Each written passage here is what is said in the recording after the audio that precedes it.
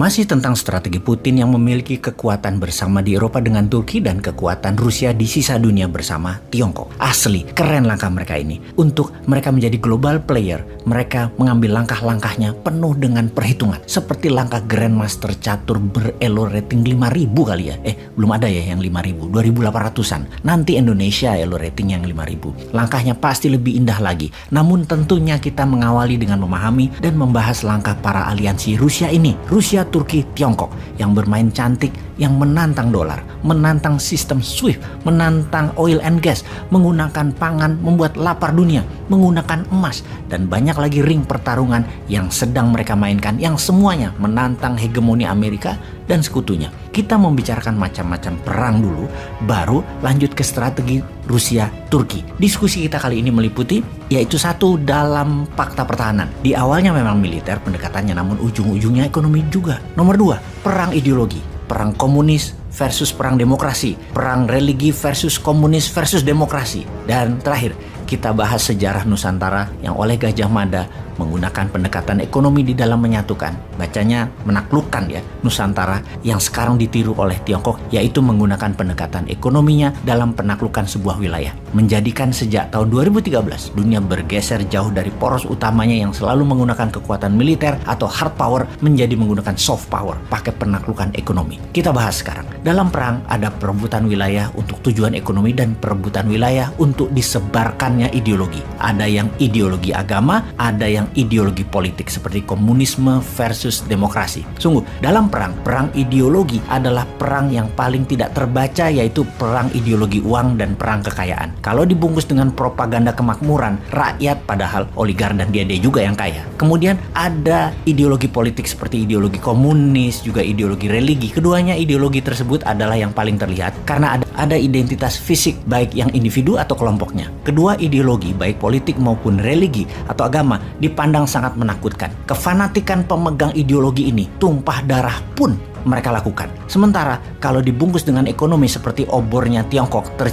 terjadinya pandangan yang bias. Obor itu memakmurkan siapa sesungguhnya? Keuntungan siapa yang terbesar bagi negara yang bergabung dengan Tiongkok? Rakyatnya atau pejabatnya? Kemudian juga pengaruhnya untuk sebuah negara. Pimpinan negara tersebut, siapa saja menunggu giliran bergantian, tetap ditentukan oleh Beijing karena memang begitu strategi penaklukannya, menggunakan pejabat yang berpihak pada Beijing. Siapapun orangnya, kapanpun eranya, apapun rezimnya, pokoknya uang dimudahkan untuk pejabat tersebut berkuasa, dan tentunya sekali lagi, yang untung pastinya yang punya strategi soft power. Saat ini, obor, saat ini Tiongkok yang melakukan. Kita rincikan lebih dalam lagi untuk memahami arti ekonomi dengan melihat fakta sejarah. Sekalian menjawab pertanyaan, mengapa Eropa kaya dan Afrika miskin? Mengapa Amerika Utara kaya? Mengapa Amerika Selatan miskin? Mengapa Tiongkok kaya dan Asia Selatan miskin? Negara-negara belahan utara Khatulistiwa adalah negara kaya yang mencaplok kekayaan negara-negara selatan Khatulistiwa. Kita mundur lagi, nge-rewind sebentar ke zaman kekuatan alat transportasi roda dan kuda, di mana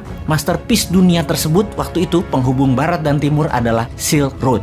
Pertukaran produk dan pengembangan produksi kertas Tiongkok, mesiu Tiongkok, rempah dan emasnya India, bahan baju dari India, sutra dari Tiongkok, dibarter piring, keramik, perhiasan Eropa, sampai kemudian kemajuan teknologi navigasi perkapalan dari Timur Tengah ke Eropa. Ketika dunia perkapalan tumbuh kurang dari 50 tahun di Eropa, Silk Road hanya dipakai kurang dari 20%-nya saja. Dunia lebih cepat terhubung melalui laut. Kemajuan teknologi permesinan Eropa menuntut banyak bahan baku. Kemakmuran Eropa menuntut makin banyaknya barang produksi, dan barang produksi memerlukan bahan baku. Inilah awal bangsa utara menjadi lebih cepat maju karena 4 musim membuat mereka selama ribuan tahun yang cuacanya keras, membuat mereka sekali lagi memiliki peradaban keras dan harus survive dengan banyak inovasi. Inovasi adalah kunci survival sebuah bangsa, dan kerasnya musim di wilayah utara Khatulistiwa yang kebanyakan adalah sangat ekstrim, mulai dari panas kering di atas 35 derajat Celcius hingga dingin membeku di bawah 10 derajat Celcius,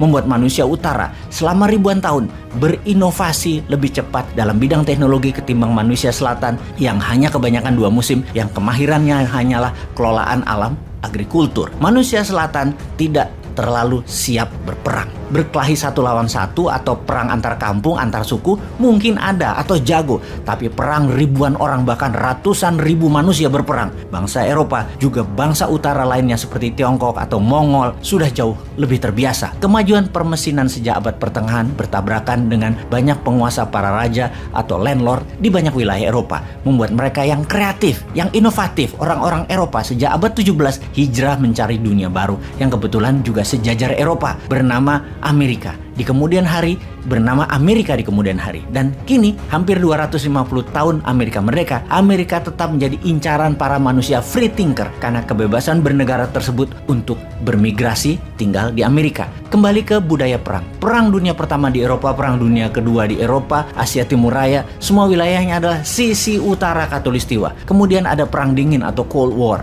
di mana sisi komunis menciptakan Pakta Pertahanan, Pakta Warsawa melawan sisi barat, Pakta Pertahanan Atlantik Utara, NATO. Mengapa membentuk pertahanan? Karena membangun kekuatan militer sendiri biayanya sangat besar. Kemudian dalam periode panjang belum tentu ada serangan. Namun tanpa persiapan perang tersebut, sebuah wilayah akan menjadi lemah dan mudah ditaklukkan oleh pemimpin ambisius, visioner, dan biasanya sangat menyukai sejarah masa lalu akan kebesaran bangsanya. Punya romantisme sejarah lah kira-kira. Kita semua tahu saat ini negara agresor itu adalah Amerika. Kalau tidak mau diserang ya gabung dengan Amerika, atau lebih tepatnya takluk pada Amerika dan kekayaan alam sebuah wilayah disedot ke Amerika untuk kepentingan Amerika. Tidak nurut, digulingkan pemerintahannya atau diembargo atau diserang secara militer terang-terangan. Seperti Erdogan akan digulingkan oleh Amerika namun diselamatkan oleh Rusia. Juga bukti lain, perang saat ini oleh Amerika adalah ke negara-negara penghasil fosil oil yang memang akan terus dipegang Amerika, minyak dan gas bumi dunia itu. Kembali ke peran Turki kali ini dalam perang di Ukraina. Turki tidak menjalankan perintah NATO untuk memberikan sanksi ekonomi dan embargo produk Rusia, malah melakukan sebaliknya. Transaksi dua negara meningkat tajam. Juga